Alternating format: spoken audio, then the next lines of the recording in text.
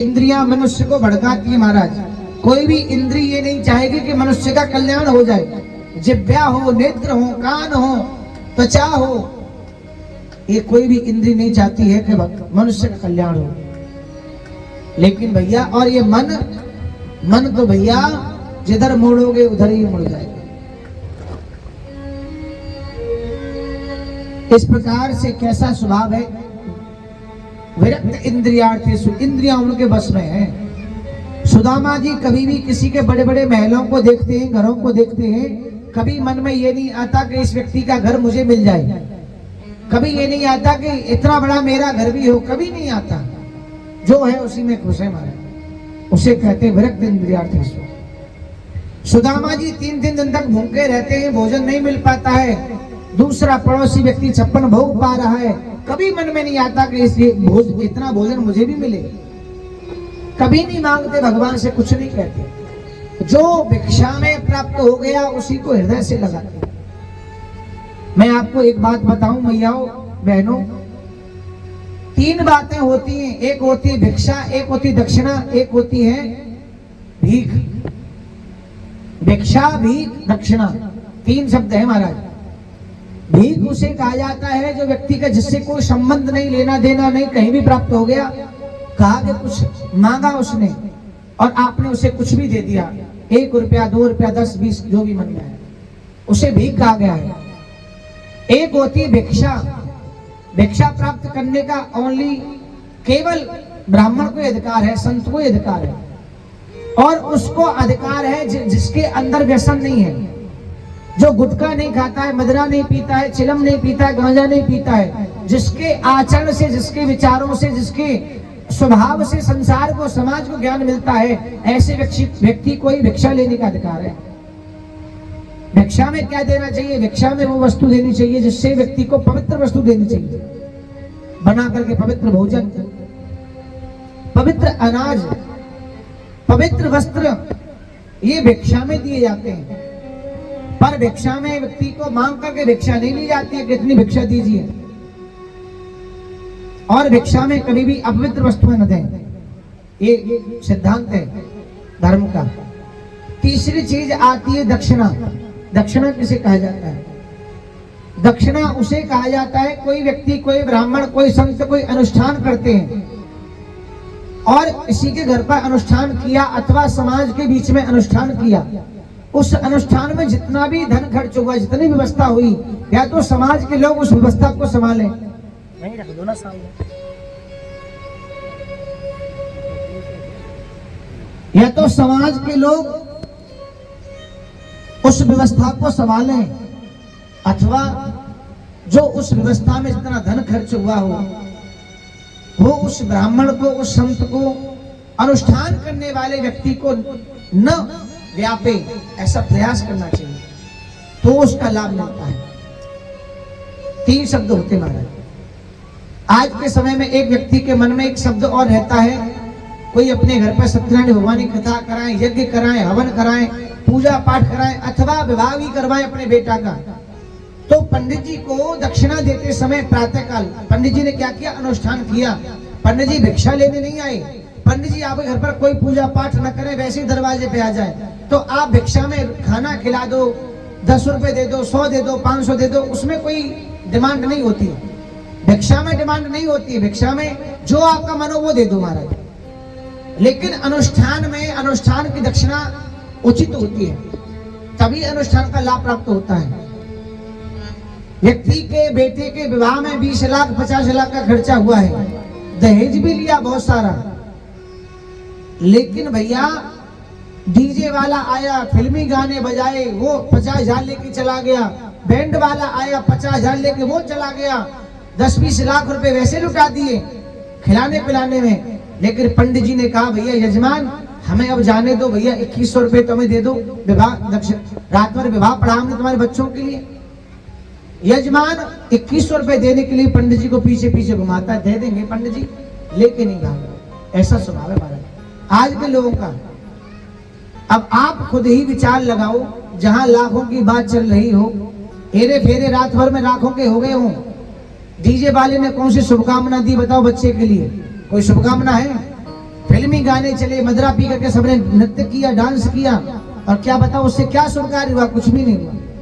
जिस ब्राह्मण ने, जिस पवित्र व्यक्ति ने रात भर वेद मंत्र पढ़े, पूजा पाठ की, रात भर किसके लिए? बच्चों की शुभकामना के लिए, उनके कल्याण के लिए, ये बालक सदैव खुश रहे, अग्नि के फेरे पर डलवाए, उनको शपथ दिलाई कि पत्नी से कहा, बेटी से कहा, बेटी अपने पति को कभी धोखा मत देना, और पति को अग्नि के साक्षात ही मान करके उसको वचन दिलवाया कि अपनी पत्नी को धोखा मत देना।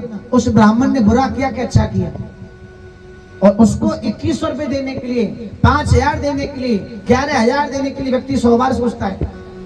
और वो रात भर लगे रहे पूजा पाठ कराने के लिए, और डीजे वाला 2 घंटे के लिए आया, बैंड वाला 2 घंटे के लिए चला गया 50,000 लेकर के।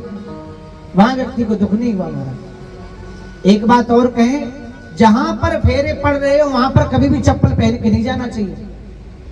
विवाह होने का मतलब ये पवित्र अनुष्ठान है।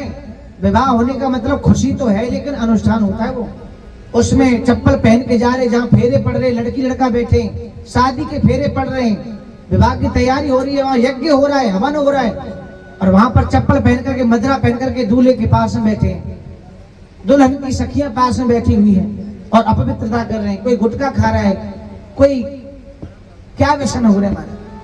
अब ऐसा विवाह तो संपन्न, महाराज कितना भी खर्चा कर लो, ऐसा विवाह तो संपन्न हो ही नहीं पाता महाराज। जहां पर यज्ञ की अवहेलना हुई हो, जहां पर पूजा पाठ की अवहेलना हुई हो, ऐसा विवाह कैसे संपन्न होगा? और ऐसा दाम्पत्य जीवन वाले व्यक्ति कैसे सुखी रहेगा? कभी कभी तो ऐसा होता है कि दूल्हा भी मदरा पिया हुआ रहता है विवाह के समय पर। एक ऐसी प्रक्रिया महाराज, और हम कहां बैठे यज्ञ करने के लिए, और पंडित जी अगर 5 मिनट लेट हो जाए तो यजमान 100 गालियां सुना देगा, और यजमान के घर में पंडित जी 5 घंटे पहले आके बैठ जाए, यजमान को कोई चिंता नहीं, आराम से नहाएंगे धोंगे, पंडित जी के सामने करेंगे हमारा तैयारी। तो यजमान को चाहिए कि कभी भी जिस प्रकार से अपने लिए स्वभाव रखता है कि मेरा समय बहुत जरूरी है, मेरा समय बहुत महत्वपूर्ण है, ऐसे ही ब्राह्मण का समय महत्वपूर्ण है। दूसरी बात, जितना बड़ा अनुष्ठान उतनी बड़ी दक्षिणा होनी चाहिए। आज के समय व्यक्ति मानो कोई अनुष्ठान कराए, यज्ञ कराए अपने घर पर, और पंडित जी के लिए 11 रुपए हाथ में रख के कहे, पंडित जी ये मेरी श्रद्धा है, आप इसे स्वीकार करो। क्या ये सही बात है? ये श्रद्धा नहीं, ये उसकी नीयत है। ये श्रद्धा नहीं होती भैया, ये उसकी खुद के विचार होते हैं कि मैं कम से कम दूं। जब उसे खुद के लिए कुछ लाना होता है, जब 50,000 की टीवी घर में खरीद के लाया, टीवी वाले को बोला कि ये श्रद्धा से 10 रुपए पकड़ ले, तब श्रद्धा नजर नहीं आई। जब घर में 5 लाख की 10 लाख की कार खरीद के लाया, तब मन में आई है कि श्रद्धा से जाके कुछ दे दूं, तब श्रद्धा नहीं होती उसके अंदर। तब वो जानता है जिस वस्तु को मैं खरीद रहा हूँ उसकी कीमत लाखों में है, तो लाखों दे के आता है।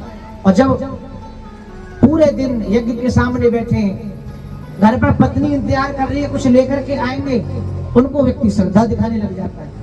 पता है ना ये कुछ कहेंगे नहीं, ये कुछ कह नहीं सकते, कुछ मांग नहीं सकते, इसलिए व्यक्ति ऐसा करता है। मैं ये जो तुम्हें जो बातें बता रहा हूँ, ये इसलिए नहीं बता रहा हूँ कि तुम मेरे लिए कुछ करो, मुझे बिल्कुल भी ऐसा मन में नहीं है। मैं बस ये चाहता हूँ कि तुम्हारे घर पर कोई भी अनुष्ठान हो, तुम अपवित्रता से न करो, उसमें भूल न करो, तुम्हें उस अनुष्ठान का तुम्हें लाभ मिल जाए, तुम्हारा उसमें कल्याण हो जाए। व्यक्ति कितने यज्ञ कर चुका, कितनी कथाएं सुन चुका, लेकिन कल्याण नहीं हो पाया, उसके सद्विचार हो ही नहीं पाए। कारण बस यही है कि हम बाहर से बदलने का प्रयास करते हैं, लेकिन अंदर से मैले के मैले ही बने हुए हैं। तन मैले मन ऊजरे, मन मैले तन ऊजरे। मन तो मैला है, बाहर से दिखा रहे संसार, ऐसा नहीं करते। अपने धर्म को, अपने शास्त्र को, अपने विज्ञान को समझिए। अग्नि के फेरे का, सत्यायणी कथा का, घर में यज्ञ का, पूजा पाठ का महत्व होता है, उसको समझा करें, उसे श्रद्धा से करें, विवेक से करें, प्रेम से करें, पवित्रता से करें। जो चीज जिस प्रकार की पवित्रता की उसे उसी प्रकार से करें। और घर पर हुए अनुष्ठान के लिए दक्षिणा उतनी प्रदान करें जितनी उस समय महंगाई हो, तब आपको उस अनुष्ठान का पूर्ण लाभ प्राप्त होगा। ये पक्की बात है, ये पक्की बात है। इसलिए भैया अनुष्ठान करने के लिए व्यक्ति को मन, बुद्धि, चित्त, विचार, ये सब उसके एकाग्र होने चाहिए, तभी अनुष्ठान सही से हो पाता है। मन अगर अनुष्ठान में नहीं है, मन कहीं और भटक रहा है, सामने पंडित जी यज्ञ कर रहे हैं तो भी कोई फायदा नहीं। इसलिए भैया ये सब एकाग्र हो तब उस अनुष्ठान को करें तो व्यक्ति को जरूर लाभ होगा, ये पक्की बात है हमारा। प्रेम से बोलो राधे राधे। इंद्रियों पर विजय प्राप्त करें। कैसे है सुदामा जी महाराज? विरक्त इंद्रियार्थेषु प्रशांतात्मा जितेंद्रियः। अपनी इंद्रियों को जीत रखा है। भगवान संसार में तुम्हें जो कुछ भी देना उसमें खुश रहो। कभी मत इच्छा करो कि पड़ोसी घर बहुत बड़ा बना है तो मैं भी बना लूं, उसको गिरा करके कभी नहीं सोचना चाहिए। भगवान जब देंगे मेहनत करते जाओ, परिश्रम करो, आगे बढ़ो, भला करो, लोगों का पुण्य करो। जैसे हमारे पुण्य खत्म हो जाते हैं ना तो दुख प्रारंभ हो जाते हैं, और जब पुण्य व्यक्ति के एकाग्र होते हैं ना, बढ़ते रहते हैं, तो उसके जीवन में उन्नति होती चली जाती है। व्यक्ति जितने भी कार्य करता है, जितने भी पुण्य करता है, पुण्यों से व्यक्ति की प्रगति होती है। तुम मुझे ऐसा एक सेठ साहूकार नहीं दिखा सकते, किसी को भी ले आओ मेरे सामने, जिसने भगवान के चरणों में बहुत बार सब कुछ किया हो और बिना अहंकार के, और उसका पतन हो गया, वो गरीब हो गया हो। एक नहीं दिखा सकते तुम। जिसने भगवान के बड़े बड़े अनुष्ठान कराए हो, कथाएं करवाई हो, भंडारे करे हो, खूब सेवा करी भगवान के चरणों में, गरीब कन्याओं के विवाह करवाए हो। दान करने का मतलब ये नहीं कथा में ही दान करो, दान करने का मतलब ये नहीं भंडारा ही करवाओ, दान करने का मतलब ये कि जहां जिस चीज की आवश्यकता हो उस कार्य को करो, जहां जिस चीज की जरूरत हो। मान लीजिए कोई व्यक्ति के पास वस्त्र नहीं है और तुमको मैं तो तुझे खाना ही खिलाऊंगी, मैं तुझे वस्त्र दूंगी ही नहीं, मैं तो खाने खिलाती हूँ सबको, तो क्या वो सही बात है? बताओ तुम मुझे, वो गलत है।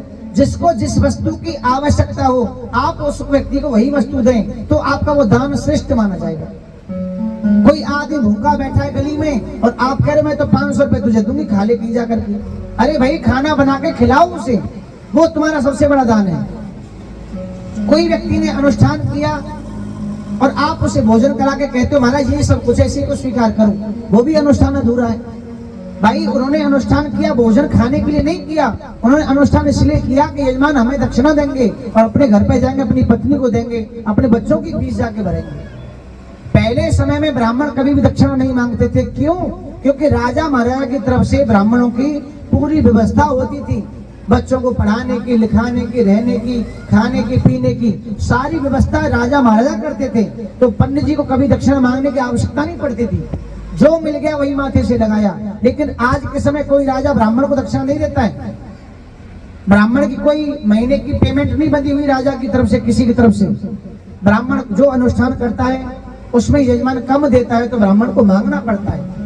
और यजमान इसी बात को बुरा मान लेते हैं कि ब्राह्मण तो मांगते, दूसरे पंडित जी बुलाएंगे अगली बार। और कहीं ऐसा ना हो कि वो पंडित जी नहीं आए, दूसरा वाला ऐसा आया कि उसको तो मंत्री नहीं आते, उसको तो श्लोक ही नहीं आते, उसको तो पूजा पाठ ही नहीं आती, और वो तो तुम्हारी पूजा पाठ करने के बाद घर पे जाके मदरा पी करके सोएगा। ऐसा ब्राह्मण है जिसने इंद्रियों को वश में नहीं कर रखा है, तो तुम्हारा किया गया अनुष्ठान सब बेकार हो गया। हमारा समझिए बात को। तुम किसी भी ब्राह्मण को खाली 2-3 घंटे के लिए तो देखते हो, खाली उसके बाद तो नहीं देखते ये चोर है, अच्छा है, बुरा है। किसी संत को 2-3 घंटे के लिए देखते हो। तो मेरा मतलब कहने का ये है, कभी भी कोई भी अनुष्ठान हो तो उस ब्राह्मण के बारे में जानने का प्रयास करें, ये कितना पवित्र है, कितना अपवित्र है, ये ब्राह्मण है कि नहीं, पहले ये जानने का प्रयास करें। इसलिए तो हम लोग आज गलत मार्ग पे चले गए महाराज। जब व्यक्ति कोई गलत व्यक्ति आता पीले कुर्ता धोती पहन करके, तिलक लगा करके हमारे घर को लूट के चला जाता है, चोरी कर ले जाता है, चोर बन करके आता है और गालियां हम ब्राह्मणों को देते हैं। पहले जान लीजिए किसी के बारे में, पहले समझ लीजिए कौन कहाँ का रहने वाला है, कहाँ से आया है, इसका स्वभाव कैसा है, ये ज्ञानी कितना है। और जब तुम्हें पता चले कोई बिल्कुल पवित्र है, ये तो अच्छे परिवार से है, अच्छे संस्कार है इनके अंदर, ये बहुत ज्ञानी है, ऐसे ब्राह्मण को कभी भी दूर ना होने दें महाराज। ऐसे कोई संत हो, ब्राह्मण हो, उनको दूर न जाने दें, उनसे दीक्षा लें, गुरुदेव का आसन दें, उन्हें अपने घर का आंगन का पवित्र मान करके उनको निवेदन करें कि कभी समय मिले तो आप आते जाते रहना।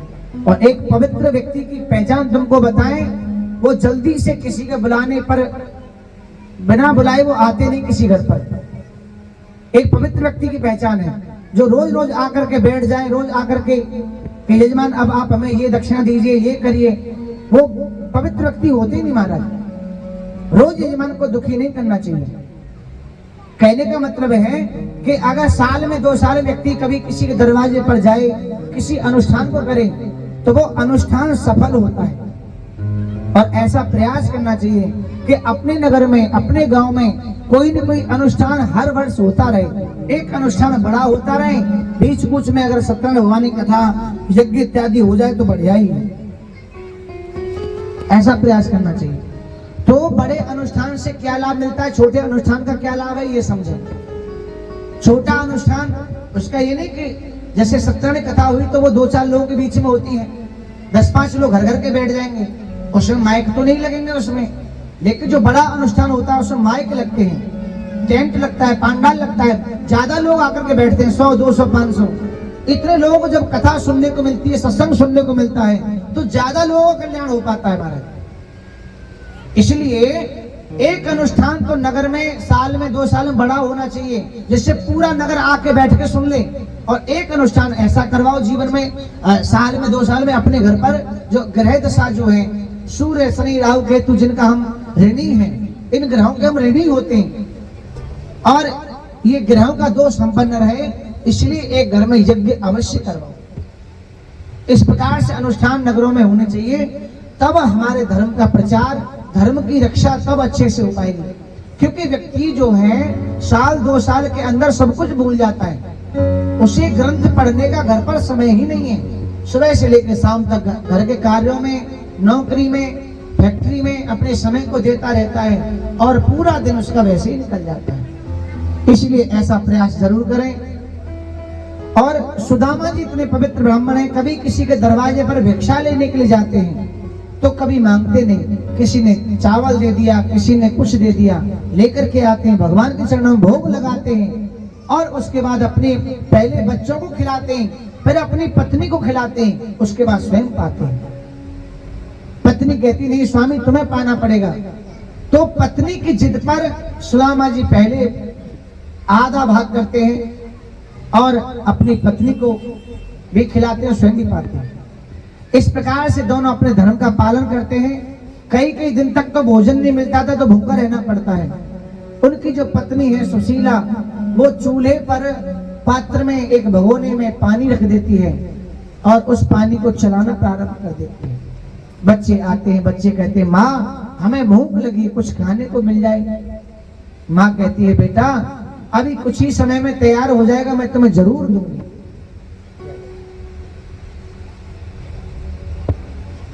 मैं जरूर आपको ये दूंगी, चिंता ना करो। लेकिन बच्चे भूख के कारण पेट पर हाथ रख करके रोते रोते रात भर में सो जाते हैं। प्रातः काल होते फिर कहते हैं माँ कुछ मिलेगा खाने के लिए। जगने से पहले ही भगोना फिर रख देती माँ। कैसे भी तो बच्चों का मन भटकाया जाए, कुछ है नहीं खाने को तो कहां से दे बेचारे। बच्चे को कहती बेटा जाओ पहले खेल करके आओ, तब आओगे खेल करके तब मैं कुछ बना के रखूंगी। इस प्रकार से बच्चे खेलने के लिए चले जाते तो भूख भूल जाते हैं। जीवन व्यतीत करना बड़ा मुश्किल हो रहा है सुदामा जी के लिए। सुदामा जी के वस्त्र कई जगह से फटे हुए हैं, लेकिन कभी भी भगवान के सामने जाके ये नहीं कहा कि प्रभु तुमने दिया ही क्या है, मैं तुम्हारा रात और दिन नाम लेता हूं। कभी भगवान को अपशब्द नहीं कहे। वो जानते हैं ये कर्मों का लेखा जोखा है, ये दुख भी ज्यादा दिन नहीं ठहरेगा, एक दिन चला जाएगा। भगवान को क्यों दोष देना। एक दिन भगवान स्वयं उनके घर पर पधारे, उनकी पत्नी को बता करके गए कि तुम्हारे पति के जो सखा है ना वो द्वारकाधीश है। भेष बदल करके आए भगवान। उनकी पत्नी ने क्या किया, शाम के समय पति लौट करके आए और उनको भोजन प्रसाद खिलाने के बाद में कहा स्वामी मैंने सुना है तुम्हारे जो सखा है वो द्वारकाधीश है। कहा हाँ देवी तुम सत्य कहती हो, पर ये बात तुम्हें किसने बताई। स्वामी ये बात मुझे पता है, कोई आए थे दरवाजे पे वो बता करके गए। स्वामी एक काम करो ना, हमारे बच्चे रात और दिन भूखे रहते हैं, आप अपने सखा के घर पर चले जाओ और कुछ मांग करके धन ले आओ उनसे, परिवार अच्छे से तो चले कम से कम। सुदामा जी बोले, देवी अगर तुम कहती हो मैं अपने मित्र के घर पर मांगने के लिए जाऊं, कभी नहीं जाऊंगा, और अपने लिए कभी नहीं, अपने लिए तो कभी मांगने नहीं जाऊंगा। और अगर मुझे कभी धर्म के लिए, किसी अनुष्ठान के लिए, कभी किसी पवित्र कार्य के लिए, अपने धर्म की रक्षा के लिए कभी घर घर भी मांगना पड़ा तो मैं पीछे भी नहीं हटूंगा। इस बात का प्रमाण तुलसीदास जी महाराज देते हैं, मर जाऊं मांगर न जाऊं, मर जाऊं मांगर न जाऊं, और अपने तन के काज पर के लिए मांगन जाऊं तो मोह न आवेगा। अगर मुझे धर्म के लिए कुछ मांगना पड़ा घर घर जाकर के तो मुझे लाज नहीं आएगी, मुझे शर्म भी नहीं आएगी, पर अपने तन के लिए मांगने नहीं जाऊंगा, चाहे मेरे प्राण निकल जाए। पत्नी बोली, ये तो ऐसे जाएंगे नहीं, मुझे और कोई युक्ति सूझनी पड़ेगी। उनकी पत्नी ने कहा, देखो स्वामी आप मांगने मत जाओ, लेकिन सखा का दर्शन करने तो जा सकते हो ना, आपके स्वामी हो। हाँ देवी, क्यों नहीं जाऊंगा, मैंने बहुत समय से अपने कन्हैया को देखा नहीं है। सुदामा जी ने एक छड़ी को लिया है, कहा मैं अभी जाता हूँ। पत्नी ने कहा, ऐसे मत जाओ, अपने मित्र घर पे खाली हाथ जाओगे। आज सुशीला जी जाती है, 4-5 घरों से चावल मांग करके लाती है, एक पोटली में बांध करके चावल सुदामा जी को दे दिए। सुशीला जी ने चाहती तो एक ही घर से चावल मांग लेती, लेकिन एक घर से नहीं मांगे। 4-5 घर के जो चावल जब एक पास मिलते हैं तो अलग ही समझ में आते हैं कि एक घर के नहीं है ये। तो किसी के चावल टूटे होते हैं, किसी के साबुत होते हैं। भगवान जब इन चावलों को देखें, तंदुलों को देखें, भगवान समझ जाएं कि इनके घर के चावल नहीं है, ये मांग करके दिए गए मुझे। सुशीला जी के सामने जब सुदामा जी जाने लगे, सुशीला जी निवेदन करती हैं, स्वामी जल्दी जाना और जल्दी लौट करके आना। सुदामा जी जब जाने लगे, भगवान के चरणों में बस एक ही प्रार्थना करते हैं, हे प्रभु, हे गोविंद भगवान, हे कृष्ण, मेरे मन में जो पीड़ा है तुम्हारे दर्शन की, तुम्हारे चरणों की कृपा की, आप इसे पूरी कर दीजिए।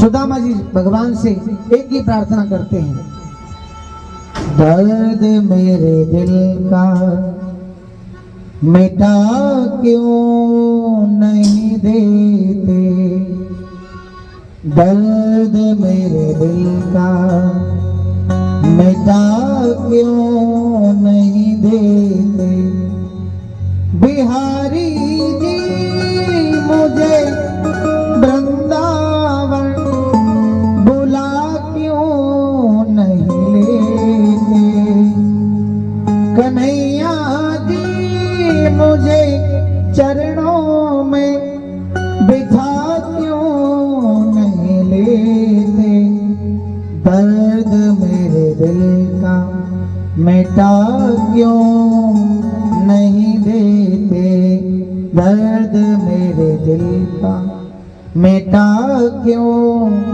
नहीं लेते। मैं थक गया हूँ जमाने के ठोकरे खाके, मैं थक गया हूँ जमाने की ठोकरे खाके, आ गया बाबरा तेरे दर पे बस तेरा होके, आ गया बाबरा तेरे दर पे बस तेरा होके, इस जगत जंजाल से मुझको भी छुटा क्यों नहीं देते, इस जगत जाल से मुझको भी छुटा क्यों नहीं देते, दर्द मेरे दिल का मिटा क्यों नहीं देते, दर्द मेरे दिल का मिटा क्यों नहीं देते।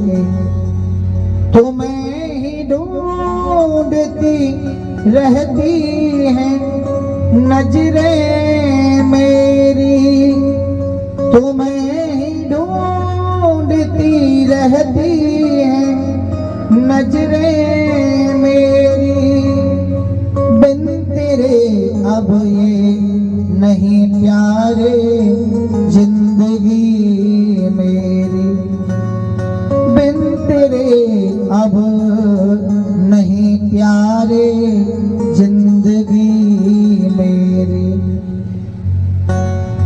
आके एक बार ही सीने से लगा क्यों नहीं लेते, आके एक बार ही सीने से लगा क्यों नहीं लेते। दर्द मेरे दिल का मिटा क्यों नहीं देते, दर्द मेरे दिल का मिटा क्यों नहीं देते, दर्द मेरे दिल का मिटा क्यों नहीं देते। सुदामा जी कहते हैं, हे प्रभु, मैं जमाने के ताने पाक बा करके, जमाने की बातों को सुन सुन करके थक गया हूं। अब आप बस मुझे अपना बना लीजिए। और अपनी पत्नी से कहकर के गए, हे देवी, मैं जल्दी ही लौट करके आऊंगा, अपने भगवान के दर्शन पाने जा रहा हूं। जैसे ही उनकी अपनी पत्नी के सामने से गए हैं, छड़ी हाथ में है, भगवान के चरणों में इतना मन को लगा रखा है, सब कुछ भूल गई, कुछ भी याद नहीं रहा, भगवान के चरणों में प्रेम लगा हुआ है। जय श्री कृष्ण, जय श्री कृष्ण, भगवान का नाम लेते जा रहे हैं। और सुदामा जी की दशा ऐसी हो गई भगवान के प्रेम में, ये भूल गए कि मुझे कहां जाना है। कभी किसी नगर में पहुंच जाते हैं, वहां कोई कहता है, पंडित जी तुम्हें कहां जाना है? अरे भैया, मुझे द्वारका की ओर जाना है। पंडित जी तुम गलत आ गए, वो मार्ग दूसरा है। दूसरे मार्ग की ओर जब जाने लगे, कुछ समय तक चलने लगे, लेकिन फिर भूल गए भगवान के प्रेम में, कहीं और चले गए। फिर याद दिलाया, पंडित जी आप द्वारका की ओर, आप इधर जाइए। चलते हुए जा रहे हैं, भगवान का नाम लेते जा रहे हैं। सामने जैसे ही एक नदी पड़ी, नदी देख करके बोले, न तो मुझे तैरना आता है, न कोई यहाँ पर मल्लाह है, शाम का समय हो गया है और मुझे लगता है मुझे मेरे भगवान के दर्शन नहीं हो। निराश होकर वहीं बैठ गए, भगवान से प्रार्थना करते हैं, ना भूख लगती है, ना भूख लगती है, ना प्यास लगती है, श्याम तेरे बिन ये जिंदगी उदास लगती है। कैसे आऊं मैं तेरी द्वारका नगरी, अब तो आशा भी निराश लगती है। सुदामा जी कहने लगे, मेरी आशा ये निराशा में बदल गई है, मैं कैसे आऊं? लाला कन्हैया, कोई कृपा हो जाए तो मेरे भगवान तुम मुझे ले जाओ यहाँ से, वरना मैं तो लौट के चला जाऊंगा।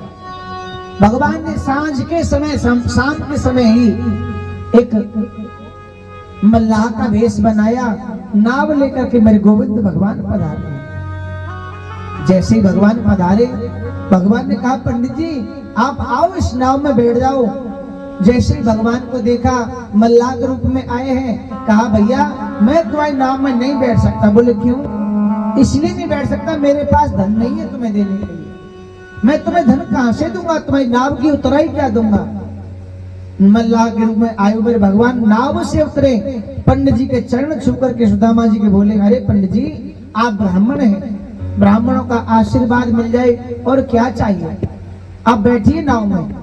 सुदामा जी को नाव में बिठाया है और नाव को लेकर के जब मेरे भगवान चले हैं, और जैसे ही द्वारका की सीमा प्रारंभ हुई, सुदामा जी को उतार करके भगवान वहां से चले गए। सुदामा जी वट वृक्ष के नीचे बैठ गए, सोचने लगे कि अब मुझे ऐसा लगता है मैं थक गया हूं, थोड़ा आराम कर लूं। जैसे सुदामा जी को नींद आई है, भगवान ने अपनी माया को भेजा है, सुदामा जी को वहां से उठा करके अपनी द्वारका में पहुंचा दिया है। बोलो द्वारकाधीश भगवान की जैसे ही भगवान ने द्वारका में पहुंचाया, सुदामा जी के नेत्र खुले हैं। नेत्र खुलते सुदामा जी ने क्या पाया? बहुत बहुत बड़े मंदिर हैं, महल हैं। सुदामा जी ने पूछा, भैया ये कौन सी नगरी है? सबने कहा, भैया ये सुदामा ये द्वारका नगरी है। अरे भैया हमें कृष्ण से मिलना है। बाबा यहाँ कृष्ण नाम के तो बहुत व्यक्ति है, तुम्हें किससे मिलना है? भैया वो यहाँ के राजा हैं। अरे पंडित जी तुम यहाँ के राजा, हमारे प्रभु हैं, वो कृष्ण भगवान है हमारे, और उनका नाम आप एक शब्द में लेते हो, कृष्ण। अरे उनका नाम बड़े संबोधन के साथ, आदर के साथ लिया जाता है। हाँ भैया तुम सही कहते हो, पर मेरे वो भगवान भी हैं और मेरे सखा भी हैं। मेरे साथ वो गुरुकुल में पढ़े हैं, इसलिए मैं उनका नाम कृष्ण ही लेता हूँ। और उनका महल कौन सा है? मुझे दर्शन पाना है। पंडित जी जितने भी बड़े बड़े जो महल सामने नजर आते हैं ये उन्हीं के हैं, आप चले जाइए। पंडित जी जैसे ही महलों में पहुंचे, सामने खड़े हुए हैं द्वारपाल, और द्वारपालों को देखते ही सुदामा जी ने कहा, भैया जाकर के मेरे मित्र से कह दीजिए उनका मित्र सुदामा आ गया है, बचपन का मित्र है सुदामा। द्वारपाल भाग करके गया, भगवान सिंहासन पर बैठे हैं, अनेक मंत्री अनेक सेनापति खड़े हैं, अनेक राजा बैठे हुए पास में अपने अपने आसनों पर। सबसे बड़ा आसन, सबसे ऊंचा आसन भगवान का है। और जैसे ही द्वारपाल आया, भगवान के चरणों में प्रणाम किया और कहा, बोला प्रभु आज तक मैंने ऐसा व्यक्ति नहीं देखा जो आज दरवाजे पर आया है। कौन आया भैया? आज ये द्वारपाल कहता है, शीश पगान जगा तन पे, शीश पगान जगा तन पे, प्रभु जान के आए बसो के ही ग्रामा। धोती फटी सिलटी दुपटी, और उपाय उपासन की न श्यामा। द्वार खड़ो तुझ दुर्लभ एक, रहो चक सो वसुधा अभिरामा। पूछत दीन दयाल को नाम, बतावत आपनो नाम सुदामा। जैसे ही भगवान ने सुना कि धोती वस्त्र सब फटे हुए हैं, सिर पर पगड़ी भी नहीं है, चरणों में रक्त निकल रहा है, कंकड़ लगे हुए हैं, और मेरा मित्र सुदामा आ गया है, भगवान अपने आसन से कूद करके भागने लगे।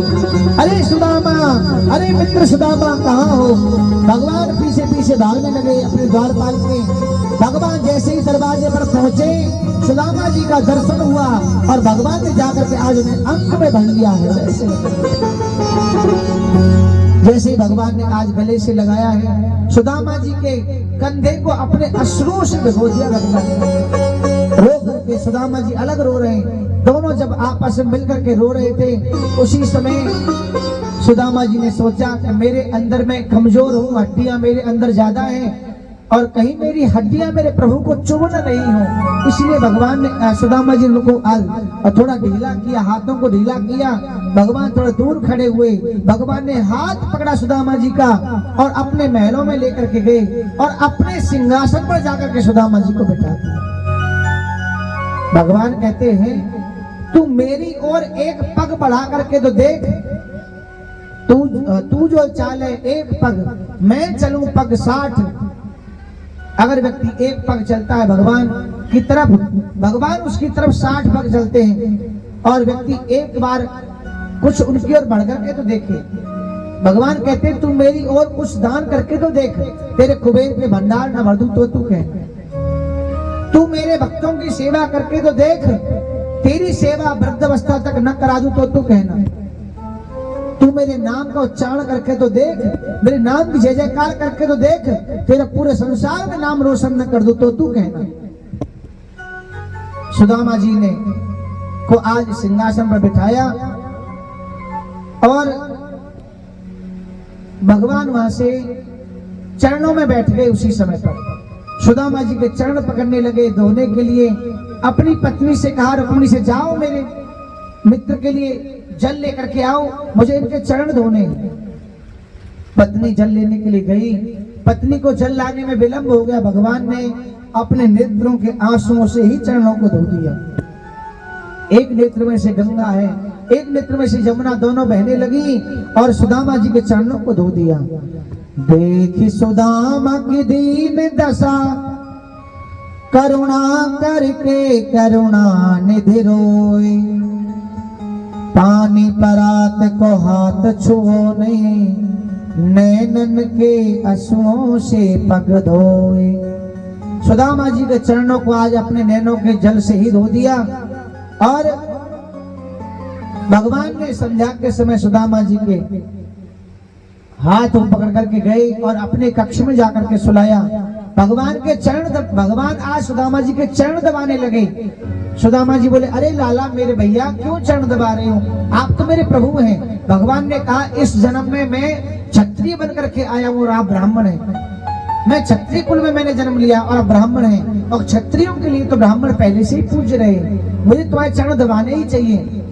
भगवान ने आज ये बात सुदामा जी को समझाई है। हालांकि सुदामा जी सब कुछ जानते हैं, पर भगवान तो सम्मान के लिए ऐसा बताते हैं। भगवान कहते हैं, विप्रह प्रासाद धरणी धरो हम, विप्रह प्रासाद कमलावरो हम, विप्रह प्रासाद अजतीज तो हम, विप्रह प्रासाद मम राम नाम। हे ब्राह्मण देवता, हे पंडित जी महाराज, हम सभी क्षत्रिय, हम सभी संसारी लोग, आप सभी ब्राह्मणों के दिए हुए ज्ञान के द्वारा ही तो चलते हैं।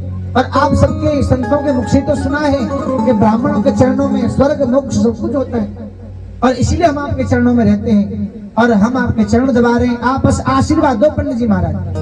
भगवान आज सुदामा जी की सेवा करने लगे। सुदामा जी को 56 भोग भगवान ने कराए, खूब व्यंजन खिलाए। और सुदामा जी को संध्या के समय कहते हैं उनकी अपने धर्म पत्नियों को आगे भगवान ने भेजा, कहा जाकर के आशीर्वाद लेकर के आओ। सुदामा जी ने भगवान की जितनी पत्नियां हैं उनको आशीर्वाद दिया।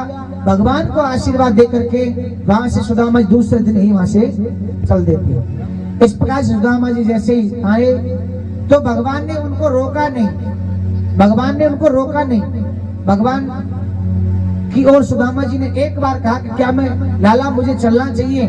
भगवान ने कहा हाँ अवश्य जाएं, पर आप अगली बार आए तो अपनी पत्नी के